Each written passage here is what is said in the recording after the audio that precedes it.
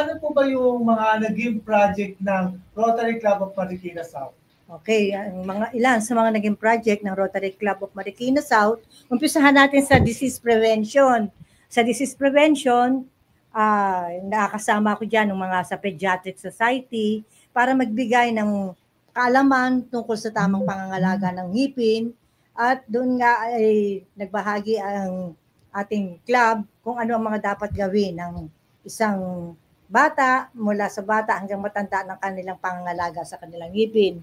Ang isa pa dito ay yung Operation Tuli na inaabangan talaga ng mga kabataan. Dito nakapag-cater ng more than 150 na bata na dito sa Operation Tuli last July. Ang suma naman ay yung sagip mata, pagbibigay din ng, alam naman natin, pag sinabing mata, tungkol sa salamin, tinitignan rin muna naman yung mga grado ng mata, hindi basta bigay ng salamin para kapag basta binibigyan lang ng salamin at hindi ayos sa grado, mas lalong nagkakaroon ng masamang epekto sa mata ng mga tao. Ang isa pa naman na yung Dengue Awareness Seminar, kung saan nagbigay kami ng mga kaalaman kung paano makakaiwas sa dengue. At dito sa hindi lang basta clean up drive ang aming ginawa rito, meron din kami pag-i-spray ng larvicide. Ang larvicide ay ang kaibahan doon sa mga misting at saka sa fogging. Kasi ang larvicide, pinapatay talaga nito ang mga itlog ng lamok. Hindi katulad nung sa mga fogging, itinataboy lamang ang lamok. Yun ang pagkakaiba. Tapos nagkaroon din ng ito ay isang zone project, yung blood donation drive. Kasama namin dito ang Red Cross at ginawa namin ito sa Riverbanks Mall. Kasama namin ang iba't ibang mga clubs ng Zone 4. Pag sinabing Zone 4, kasama namin yung mga Marikina, Rotary Clubs of Marikina, tapos San Mateo, and Rodriguez. Yun ang Zone 4. Ginawa namin itong isang zone project. Ang isa pa namin ginawa ay yung pagbibigay ng mga hygiene kits sa mga dumagat nung Christmas season. Siyempre, mga dumagat, meron din kami mga binigay na hindi lang basta hygiene kits, pati yung mga para sa laundry. At tinuruan sila ng mga tamang paggamit dahil ito ay mahalaga para sa improvement ng kanilang kalusugan.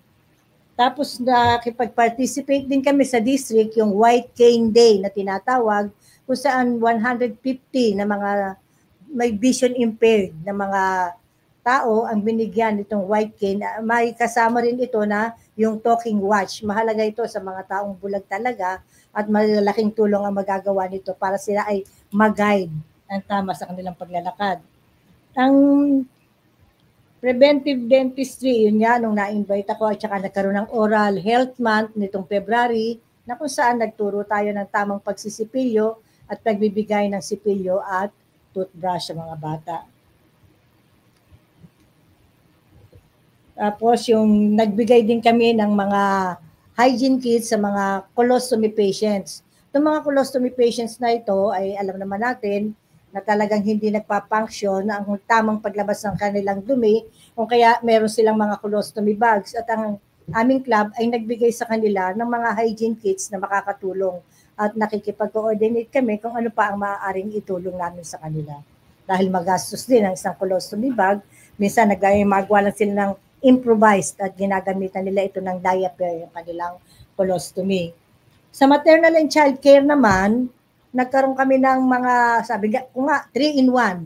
Parang nagkaroon kami ng pap smear, pagkatapos ng pap smear, nagkaroon pa rin ng cervical cancer screening, tapos yung kapa, sinasabi nga namin, para sa early detection ng breast cancer.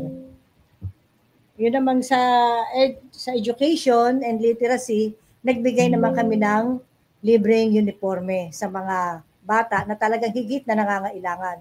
At napag-usapan namin kung maaaring maganda ang resulta ng kanilang grades, maaaring mabigyan din namin sila ng allowance.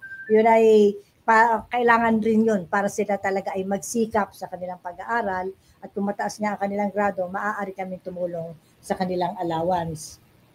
Yung sa water and sanitation, ginawa namin ito na yung magkaroon ng maintenance doon sa mga naibigay na naming mga wash area doon sa school. Meron kami naibigay na 2 wash area. Maintenance ang aming ginagawa rito at ganun din sa pagbibigay ng proper hand washing do sa mga preschoolers naman namin sa ERDA, 2 sections ang tinuruan namin sa proper hand washing, and then binigyan din naman namin sila ng hygiene kits. Sumunod sa economic and development, nagbigay naman kami ng puhunan doon sa mga dati naming tinatawag na mga drug surrenderies kung tawagin nila dati, pero ngayon ay binago na ito ng pamahalaan. Ang naging tawag namin dito ay P-Woods, hindi PWD, P-Woods, persons who use drugs. Yan. Tapos, nagkaroon din kami ng training kung paano sila magpiprint para sa silk screen para sa magkaroon sila ng source of income. Sa environment naman, ito ring mga tinuturuan namin na mga P-Woods, sila rin ang pinag-contact namin ng clean-up drive. After ng clean-up drive, nag-spray nga ng tinatawag naming larvicide. Para sabi nga natin, itong mga larvicide talagang patay ang mga itlog ng lamok. Kaya hindi lang pumapasok ito sa environment, pwede rin namin ipasok ito sa disease prevention. Tapos sa peace and conflict resolution, ito ay ginagawa namin regular every Sundays. Ang tawag namin dito ay Community-Based Drug Rehabilitation Program. Nag-start ito nung time ni President Duterte kung saan nagkaroon ng pagtutukhang. At lahat ng mga natukhang ay mga tinuturuan namin regularly kasi itong Community-Based Drug Rehabilitation Program, as may sasabi namin, mas epektibo kaysa doon sila nasa rehab center lang. Kasi sa rehab center, naandun sila. Itong community-based, maaaring nasa labas sila, kapiling ang magulang, kumikita sila, nakakapagtrabaho. At sa tinuturo namin sa community-based, ito ay holistic, may spiritual, physical, mental, talagang sa whole year round, pero nakapagpag-graduate na rin kami, may mga gumagraduate. At sa ngayon, ongoing pa rin ang aming pagtuturo dito sa Community-Based and Drug Rehabilitation Program.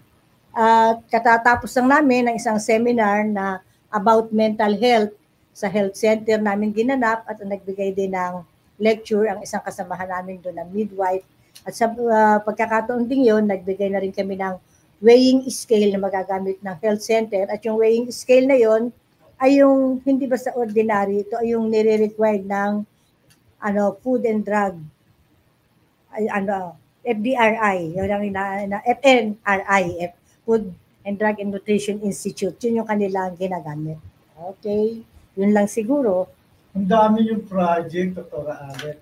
Napakaganda talaga. Paano ba maging member ng Rotary Club? Kasi yan maganda yung tumulong sa kapwa natin.